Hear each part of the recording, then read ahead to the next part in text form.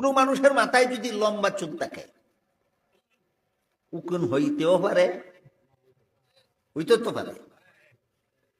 তবে লম্বা চুল যারার মাথায় আছে এরা সতর্ক থাকলে উকুন হওয়ার কথা না।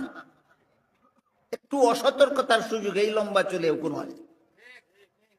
ধরেন একজনের অসতর্কতার কারণে মাথায় লম্বা চুল ছিল, উকুন হয়ে গেল। উকুনের উপদ্রব থেকে বাঁচতে হইলে মাথা কাটতে ফেলাই দেওয়ার দরকার না, উকুন পরিষ্কার করার দরকার। ঠিক তেমনি ভাবে ডাক্তার সমাজের মধ্যে যদি এক দুইটা ডাক্তার যদি ভুল চিকিৎসা করে, তার ভুল সংশোধন করা দরকার। ডাক্তার সমাজকে বাদ দেওয়ার পথ নাই।